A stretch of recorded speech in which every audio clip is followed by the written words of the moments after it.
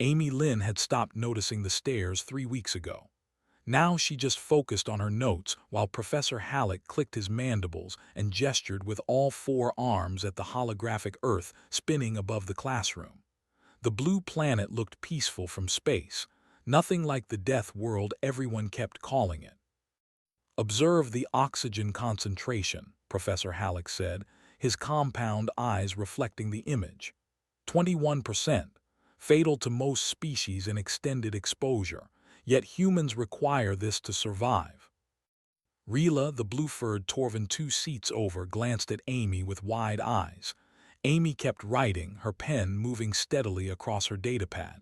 She had heard this lecture before in different forms. Earth was dangerous.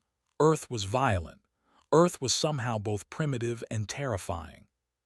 "Miss Lynn," Professor Halleck turned toward her, "perhaps you can explain how humans coexist with your planet's apex predators." Amy looked up, tucking a strand of black hair behind her ear, 20 pairs of alien eyes fixed on her. She stood slowly, her loose shirt hanging past her wrists. "We learn early," she said quietly. "Children memorize which snakes are venomous, which spiders to avoid, how to recognize bare territory. It becomes normal after a while." Osk, the crystalline student in the front row, pulsed with confused light patterns. Greaves' tentacles twisted nervously in his water tank.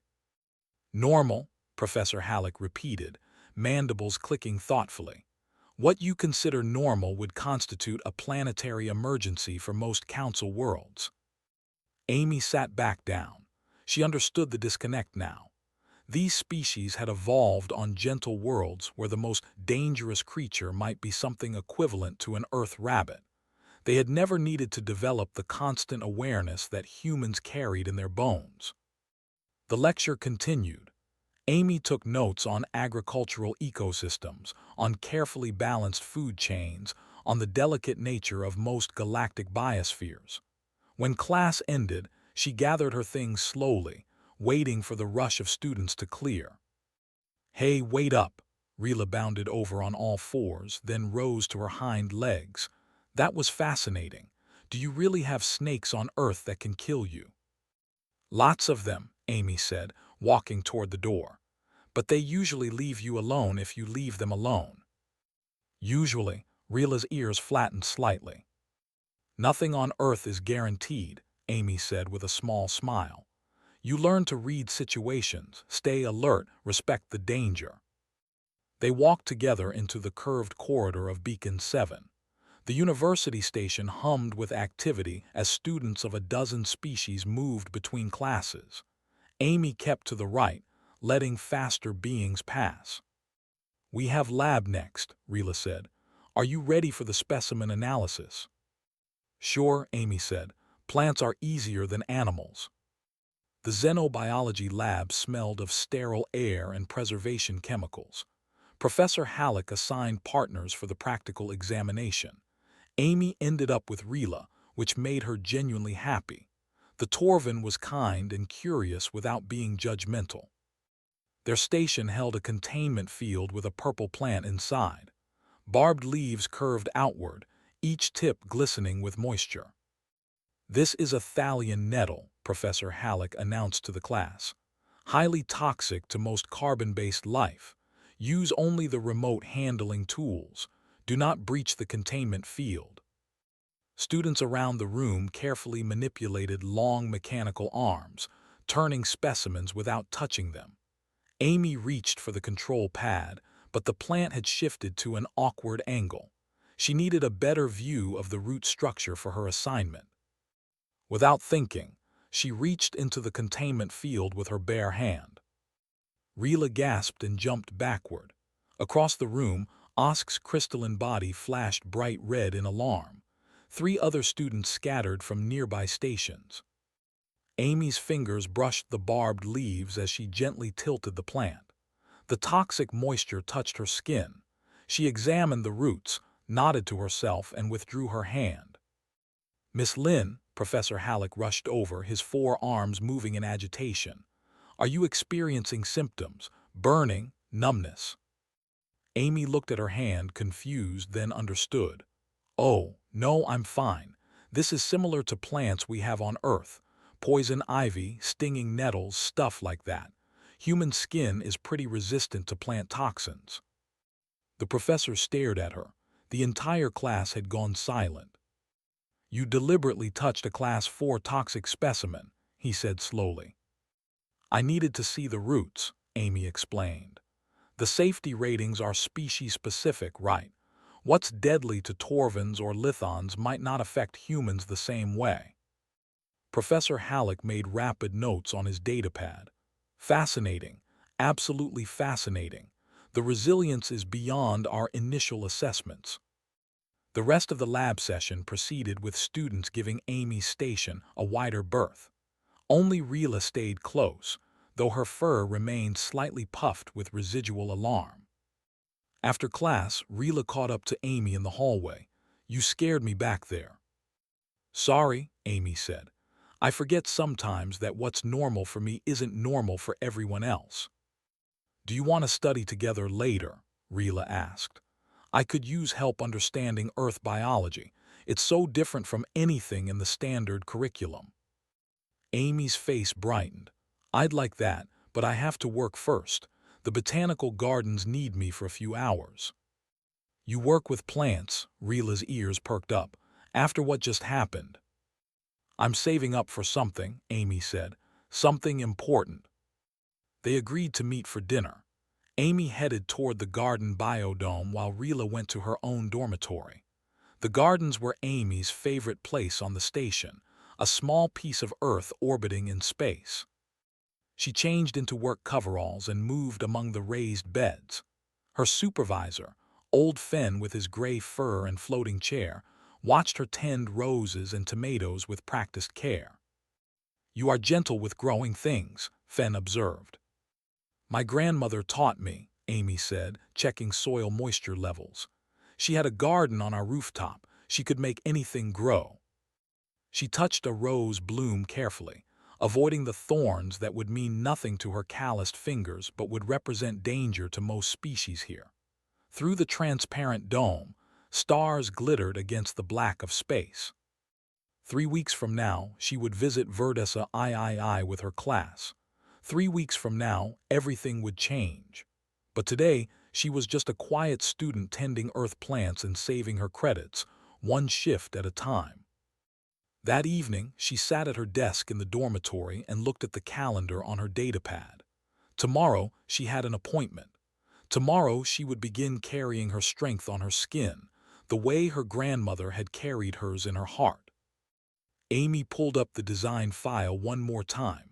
The tiger stared back at her from the screen, powerful and eternal. She smiled and set her alarm for the morning. 3 months earlier, Amy had sat in a medical clinic on Earth while a nurse prepared vaccination boosters for her journey to space. Her mother held her hand even though Amy was 19 and hardly needed it anymore. Are you sure about going alone? Her mother asked for the 100th time. It's so far away. Grandma would have wanted me to go, Amy said softly. She always said our family needed to reach for the stars. Her mother squeezed her hand tighter. They both knew the real reason Amy was leaving. The small apartment felt too empty now, too full of memories. Space offered distance from the grief. In her other hand, Amy clutched a folder with printouts, tiger designs, references, ideas she had been collecting since she was 15. Her mother noticed. You're still thinking about that tattoo. I want to get it done up there, Amy said. Save my work credits, make it mean something. A new start with Grandma's strength on my back. Now, stepping out of Dr. Welland's studio on Beacon 7, Amy felt the tight bandaging across her shoulders and upper back. The first session had taken 4 hours. The pain had been substantial, but Amy had breathed through it, thinking about her grandmother's stories of surviving poverty and discrimination. Keep it covered, Dr. Welland had instructed. Human skin heals fast, but you don't want contamination. Come back in 6 days for session 2. Amy walked carefully through the corridors, aware of every movement pulling at her fresh tattoo. She had 3 more sessions scheduled.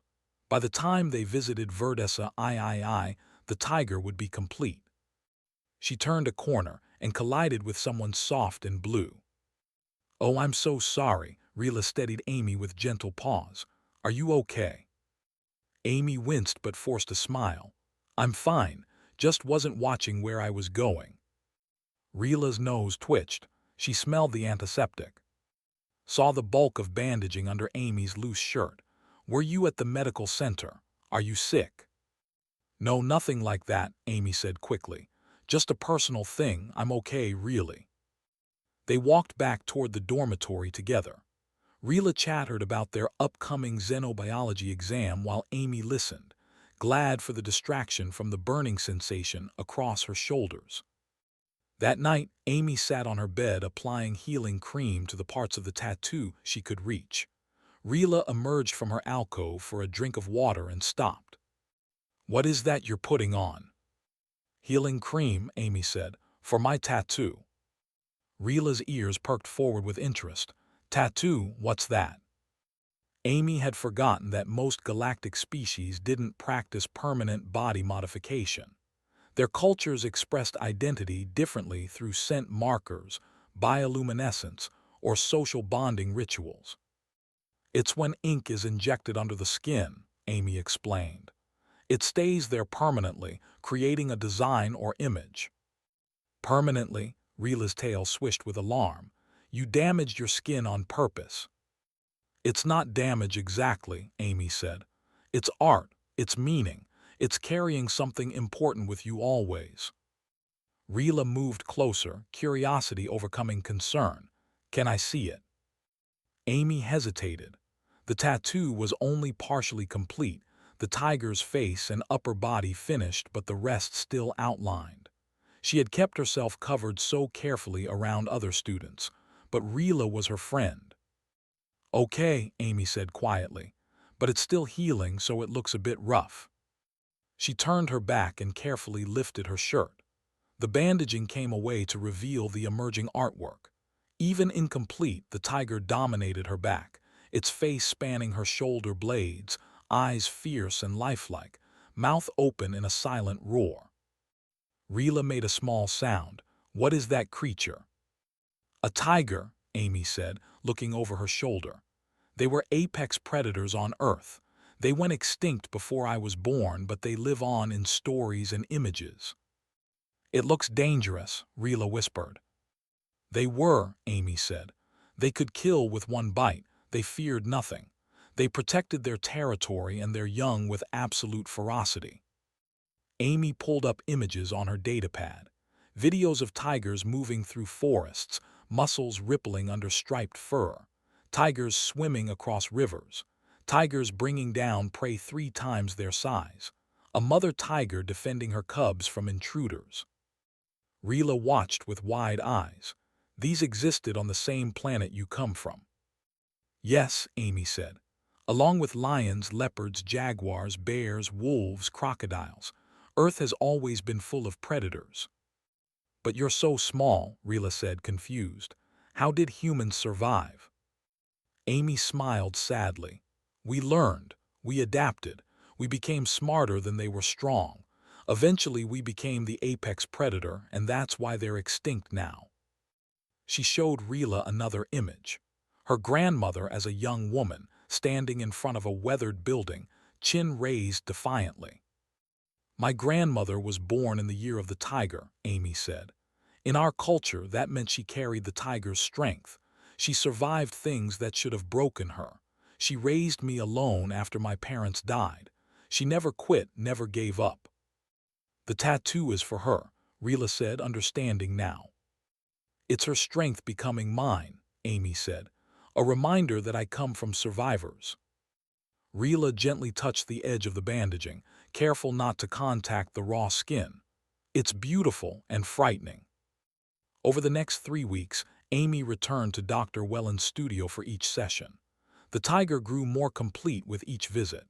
Its body extended down her back, powerful shoulders and front legs, every muscle defined with incredible detail. The stripes flowed naturally across her skin. The eyes seemed to track movement.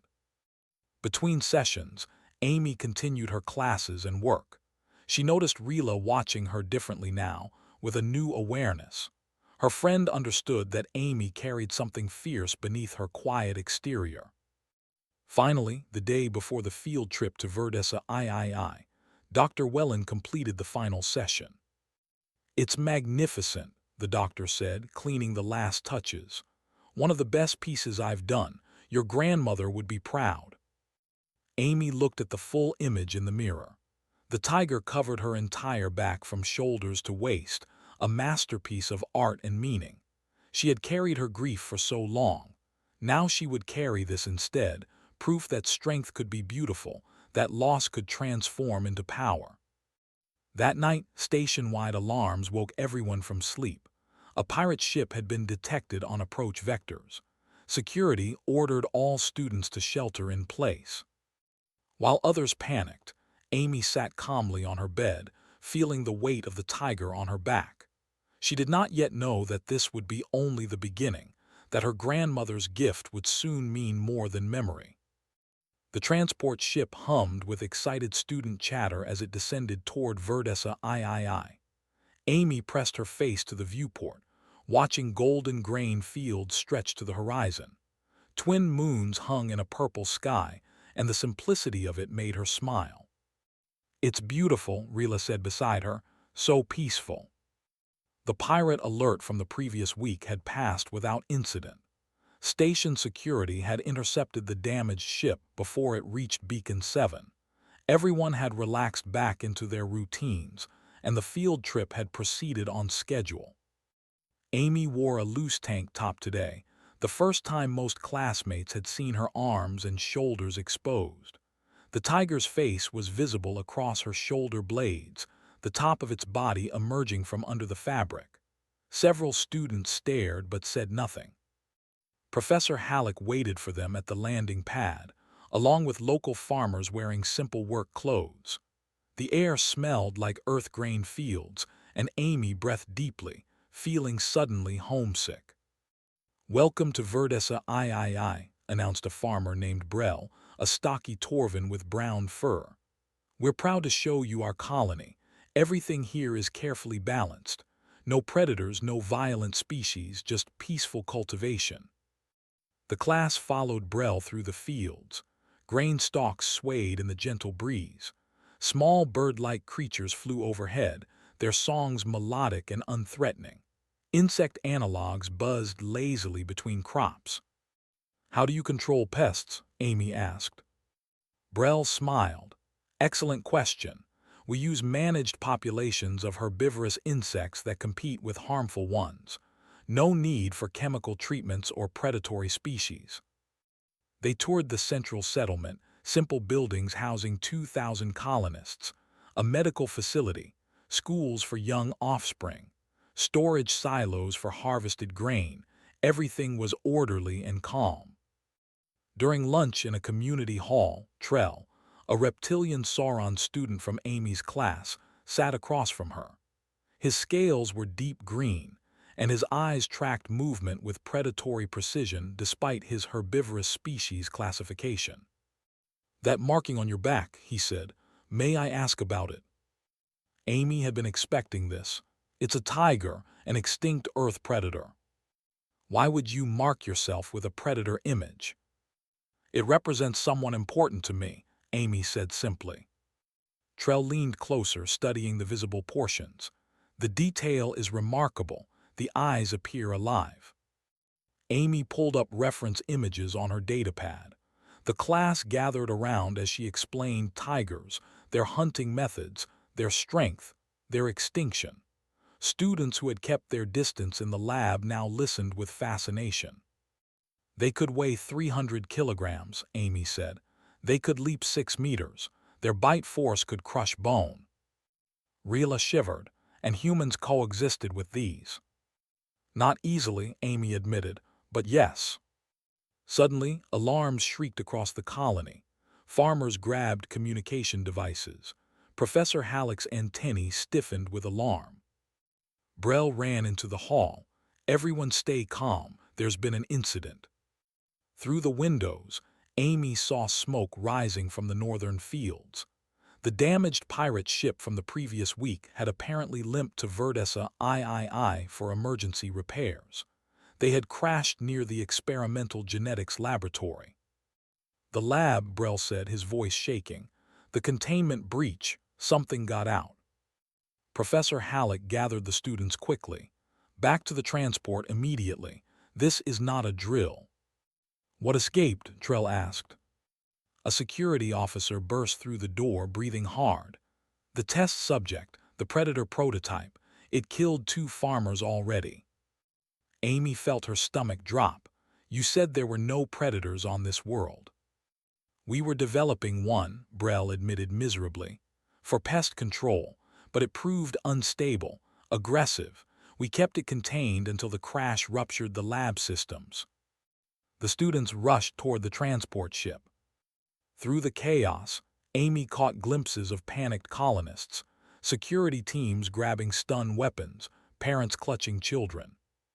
Halfway across the settlement, the crowd split. Amy and Rila found themselves separated from the main group, pushed down a side path by fleeing farmers. They ended up in a storage building, catching their breath. "We need to circle around," Rila panted. "Get back to the ship." Amy checked the windows.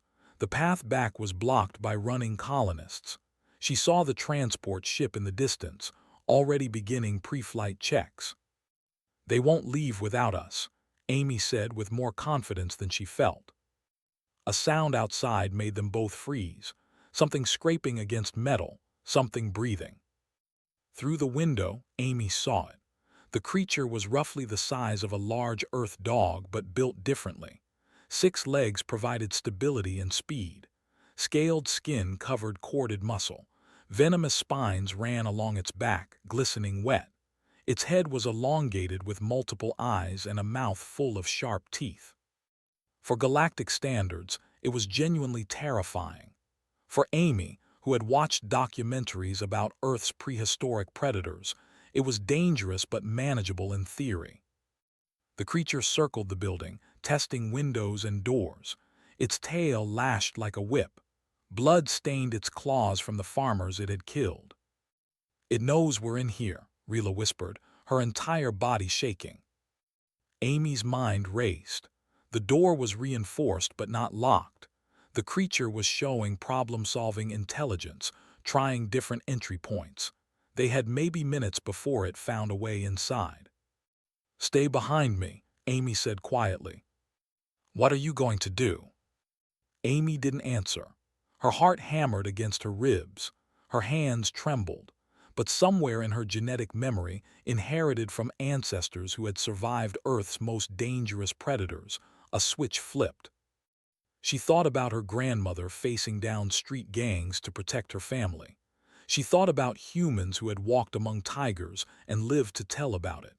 She thought about the apex predator now permanently marked across her back. The creature found the side door. Its claws scraped at the latch. Amy positioned herself between Rila and the door. She took 3 deep breaths, forcing calm into her system. Then she pulled her tank top up and over her head, leaving her back completely exposed. The tiger tattoo covered her entire back in fierce detail. Every muscle, every stripe, every element of raw power rendered in permanent ink. The door burst open. The creature lunged inside, spines raised, mouth open. Amy spun to face it, showing her back. "Hey," she shouted, her voice carrying every ounce of false confidence she could muster. "Look at me." The creature stopped, its multiple eyes fixed on the massive predator image staring back at it. For a moment, nothing moved. Then Amy took one deliberate step forward, making herself larger, making the tiger on her back seem to grow with her. The creature's spines lowered slightly. Its predatory certainty wavered. Amy kept her breathing steady despite every instinct screaming at her to run. The creature stood 3 meters away, its 6 legs tensed, venomous spines quivering. Behind her, Rila had pressed herself against the wall, too terrified to move. "Predator psychology," Amy said quietly, as much to calm herself as to explain. Every hunter knows one rule: there's always something bigger. The creature's head tilted, processing the image on Amy's back. The tiger's eyes seemed to track its movement, a trick of artistic perspective and shadow. To the creature's simple brain, developed in isolation in a laboratory, it saw something massive and threatening. Amy took another step forward. Her legs shook, but she kept them steady. The tattoo moved with her muscles, making the tiger appear to shift and breathe. "I'm terrified right now," Amy admitted, her voice barely above a whisper. "But so is it." The creature backed toward the door, its aggression wavering. It had killed farmers easily because they ran or froze with fear. They smelled like prey. But this small human stood her ground, carrying the image of something that looked like death itself. Amy spread her arms slightly, making herself appear larger. The tiger's face seemed to widen across her shoulders. She took a third step. The creature's spines flattened completely. Its tail stopped lashing. For 5 heartbeats, they stared at each other in the dim storage building. Then the creature made a decision older than civilization. It turned and bolted through the door, disappearing into the grain fields. Amy's knees gave out immediately. She sat down hard on the floor, shaking uncontrollably. Rila rushed over, wrapping her in a tight embrace. "How did you know that would work?" Rila asked. "I didn't," Amy gasped. "I hoped, guessed, prayed." Minutes later, colony security arrived with stun weapons ready. They found Amy pulling her shirt back on while Rila explained what happened. The security team looked skeptical until they reviewed the building's monitoring footage. The creature was captured an hour later, found cowering in a distant field, its aggression completely broken. Security teams were baffled. The predator had demonstrated fearlessness until its encounter with Amy. Back at the transport ship, Professor Halleck interviewed both students. Most of the class gathered around, listening with wide eyes. "You're saying the visual stimulus of the tattoo intimidated a genetically engineered predator?" Professor Halleck's mandibles clicked rapidly, a sign of deep thought. "Not just the image," Trell said, pushing through the crowd. The reptilian student had been thinking. "May I scan you, Amy? Just surface biochemistry." Amy nodded, too exhausted to question. Trell pulled out a portable medical scanner and ran it across her shoulders and neck. "Fascinating," he muttered. "Your pheromone markers are completely different from other species I've studied. Humans produce trace amounts of hormones associated with Deathworld apex predators. Adrenaline, cortisol, norepinephrine in combinations that most galactic life associates with danger." "In simple terms," Amy asked. "You smell like a predator," Trell said bluntly. "Not strongly, but enough. Combined with confident body language and that incredibly detailed visual threat display, you created a perfect intimidation package." Professor Halleck made extensive notes. The creature's simple neural structure couldn't process the contradiction. A small being that smelled dangerous, acted dangerous, and displayed imagery of an unknown but clearly lethal predator. Its survival instincts overrode its aggression. Amy just wanted to go home. Her back ached from tension. Her hands still trembled. She had faced down something genuinely deadly through pure bluff, and the reality of how badly it could have gone wrong was sinking in. The transport ship lifted off from Verdessa III as sunset turned the grain fields orange and gold. Amy sat by a window, watching the peaceful world fall away. Rila sat beside her, staying close.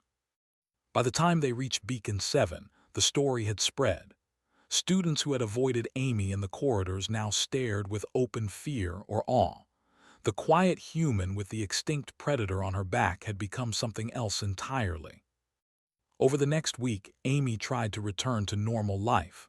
Classes, work at the botanical gardens, study sessions with Rila, but everything had changed.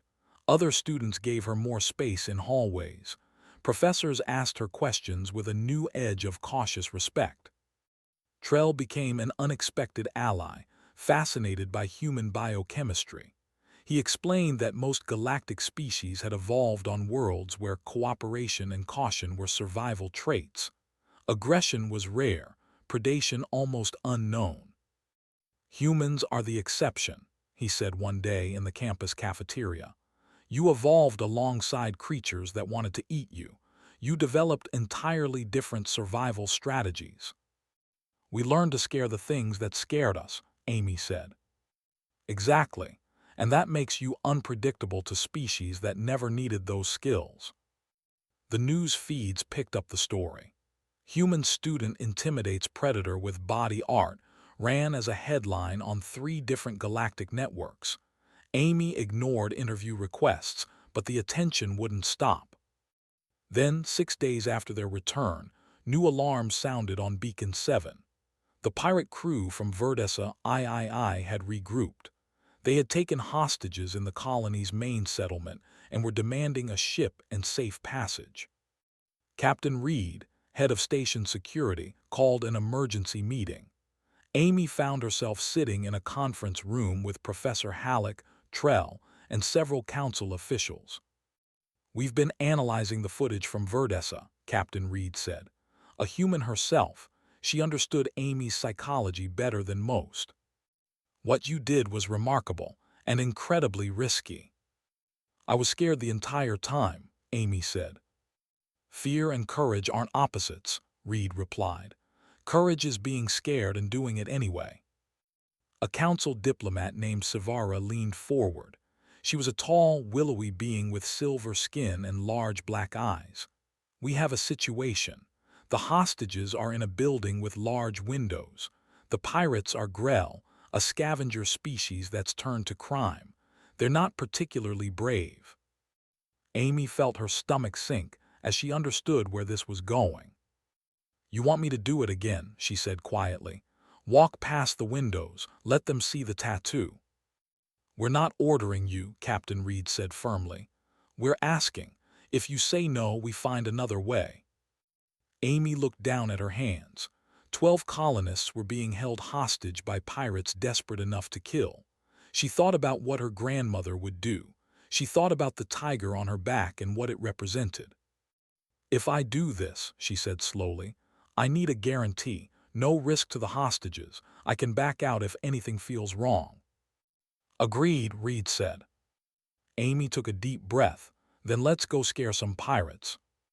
The fast transport ship cut through space toward Verdessa III, while Amy tried not to think too hard about what she had agreed to do. Captain Reed sat across from her, reviewing tactical displays. Trell had insisted on coming, claiming his medical expertise might be needed. The Grell are holding position in the central administrative building, Reed explained. 3 pirates, 12 hostages. They've rigged explosives at the entrances. Any direct assault triggers the charges. Amy studied the building layout on the holographic display. Large windows on 2 sides. The hostages were visible inside, sitting on the floor with their hands bound. The pirates paced nervously, weapons ready. We've been planting information in their communication channels, Reed continued. Stories about a human operative, references to psychological warfare. They're already on edge. What if it doesn't work? Amy asked. Then we negotiate longer, Reed said simply. But intel suggests the Grell are superstitious. They believe in bad omens. A Deathworld human with predator markings fits their fear profile perfectly. The ship landed 2 kilometers from the settlement. A ground team had set up monitoring equipment and negotiation channels. Amy could hear the lead pirate, Gruss, demanding updates on their escape ship.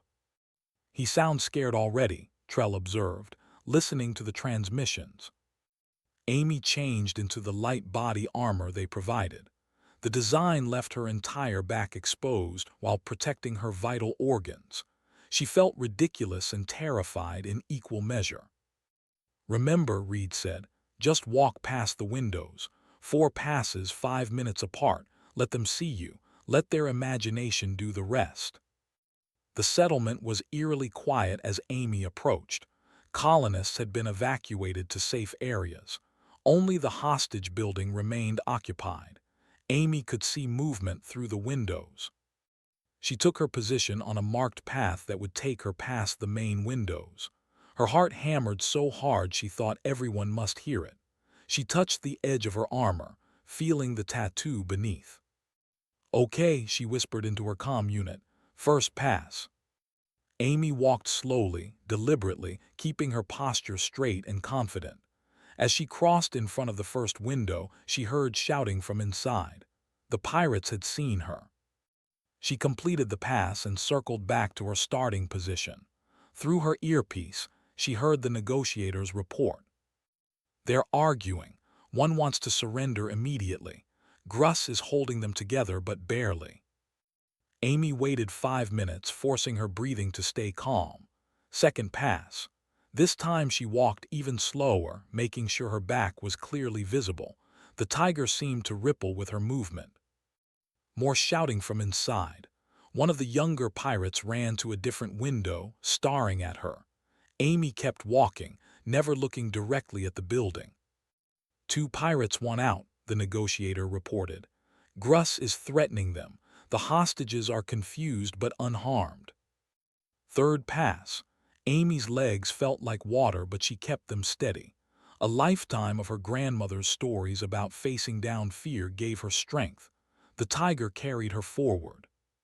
Through the window, she saw one pirate throw down his weapon. He was screaming at Gruss, gesturing wildly at Amy outside. "One is breaking," Reed said in her ear. "Stand by." Amy reached her starting position again. Before she could begin the fourth pass, a pirate burst from a side door, hands raised, babbling in his native language about omens and death marks. Security teams took him into custody gently. Inside the building, chaos erupted. "Make the fourth pass," Reed instructed. "Press the advantage." Amy gathered every scrap of courage and walked past the windows one more time. This time, she stopped directly in front of the main window. Slowly, deliberately, she removed the armor vest. The tiger dominated her entire back, every detail visible. The massive predator seemed to stare directly through the glass at the remaining pirates. Amy stood there for 10 seconds, 20, 30. Then she turned and walked away with measured steps.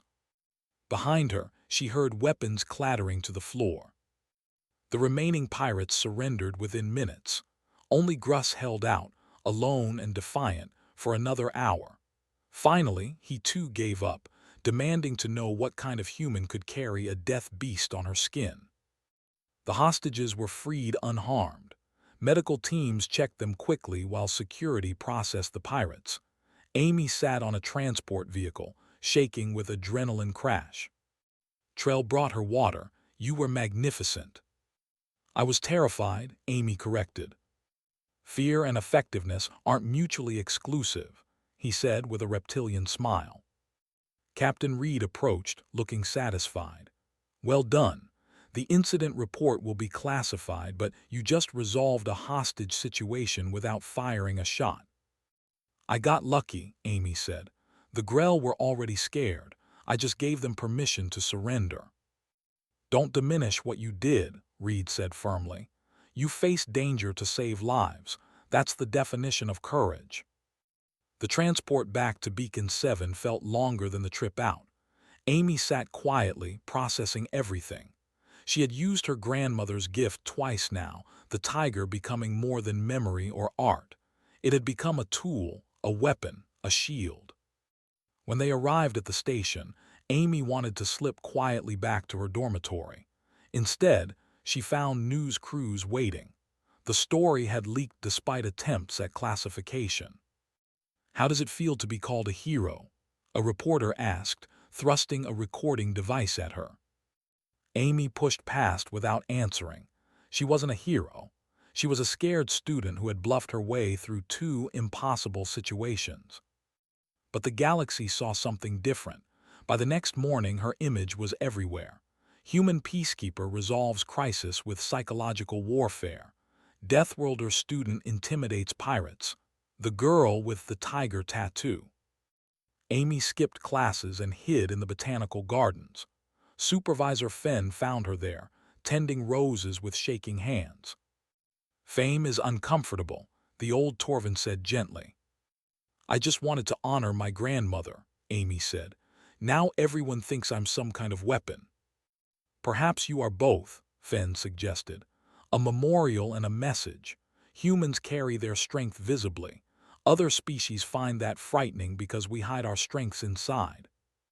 Amy had never thought of it that way. She touched the edge of her shirt, feeling the tiger beneath. Over the following weeks, Amy tried to return to normal life.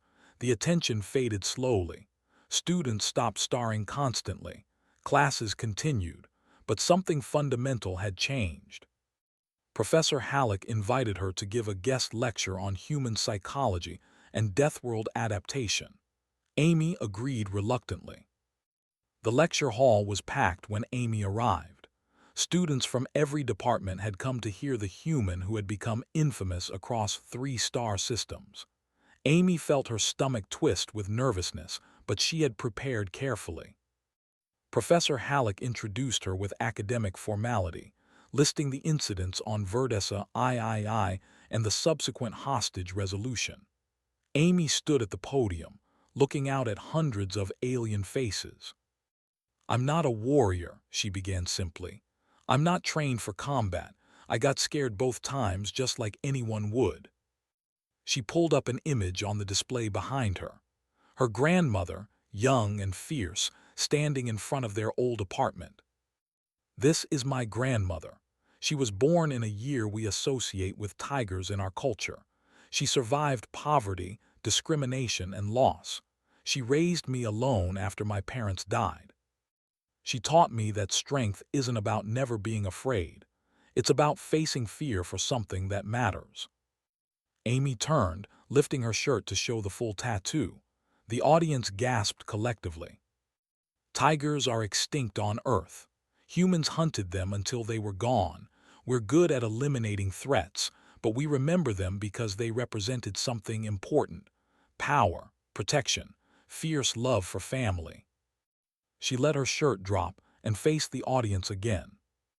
"I got this tattoo to honor my grandmother, to carry her strength with me.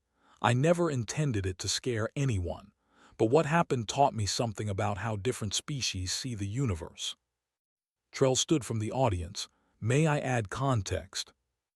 Amy nodded, grateful for the support. Trell approached with his datapad, displaying biochemical analysis. "Humans produce pheromone combinations that most galactic species associate with predators," he explained. "Not strongly enough to trigger fear responses normally, but combined with confident body language and visual threat displays, it creates something unique." Another student, a crystalline lithon named Osk, pulsed with question colors. "Are all humans this effective at intimidation?" "No," Amy said honestly. "Most humans are gentle, curious, peaceful. We prefer cooperation over conflict. But we evolved on a planet that tested us constantly. We learned psychological strategies for dealing with danger because running or fighting wasn't always possible." She pulled up videos of Earth wildlife: humans walking near bears, humans swimming with sharks, humans living alongside venomous snakes. "We learned to read behavior, to project confidence, to understand predator psychology. Not because we wanted to, but because we had to. It became part of our survival toolkit." Rila raised a paw. "But you used that toolkit to save lives. That's what matters." Amy smiled at her friend. "Maybe, but I want everyone to understand something important. The tiger on my back isn't a weapon. It's a memorial. The fact that it scared a laboratory creature and some pirates was circumstantial. I'm not dangerous because I have this tattoo. I'm just a person carrying family history on her skin." The lecture continued for another hour.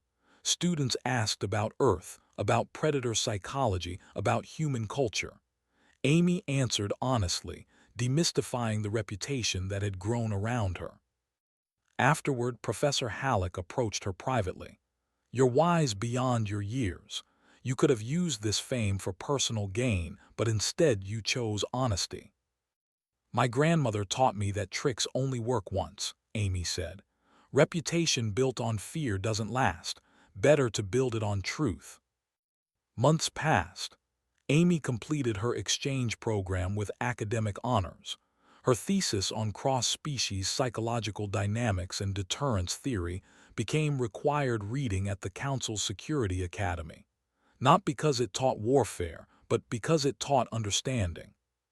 On her last day at Beacon 7, Rila helped her pack.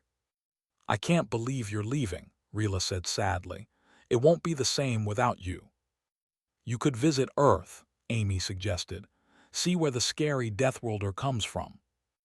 Rila's ears perked up. "Would your planet accept a Torvan visitor?" "Absolutely. My mom would love you. She runs a restaurant, you'd never go hungry." They embraced carefully, mindful of species differences. Amy had arrived at the station alone and unknown. She was leaving with friends, reputation, and a strange kind of legacy. Captain Reed saw her off at the transport dock. "We'll miss you. Not every day we get someone who can resolve conflicts with body art." "I got lucky," Amy said again. "Luck favors the prepared," Reed countered. "You understood psychology better than most trained negotiators. Consider a career in diplomatic security. The Council could use people who think like you." Amy boarded the transport with that suggestion echoing in her mind. As Beacon 7 fell away behind them, she pulled up messages from home. Her mother had sent pictures of the restaurant. Friends from Earth had sent congratulations on her graduation. One message stood out: a university on Earth offering her a scholarship to study xenopsychology and cross-cultural communication. They had seen her thesis. They wanted her to expand on her research. Amy smiled. Maybe her grandmother's strength would take her further than she'd imagined. The transport jumped to faster-than-light speed, carrying her toward Earth. Amy touched her back through her shirt, feeling the familiar texture of the tattoo. Rila had asked her once if she would get another tattoo. Amy had joked about a dragon, another extinct Earth creature that existed now only in stories and imagination. But the truth was simpler. The tiger was enough.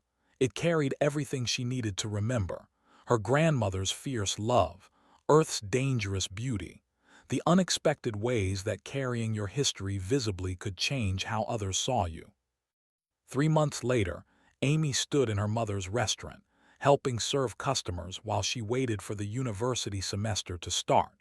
A news feed on the wall showed footage from Beacon 7. The station had implemented new conflict resolution training based on her thesis. "You're famous," her mother said proudly. "I'm a student who got lucky twice," Amy corrected. But that night, alone in her childhood bedroom, Amy looked at the photos on her wall. Her grandmother smiled from a dozen frozen moments. Amy turned to the mirror and lifted her shirt. The tiger stared back at her, as fierce and beautiful as the day it was completed. It had terrified a galaxy not through violence, but through the simple truth that humans carry their strength in their skin. And sometimes the most dangerous thing in the universe is knowing exactly how dangerous you could be, and choosing kindness anyway. Amy smiled and turned off the light. Tomorrow she would start her new studies. Tomorrow she would learn more about bridging the gap between humans and the wider galaxy. Tomorrow she would continue her grandmother's legacy.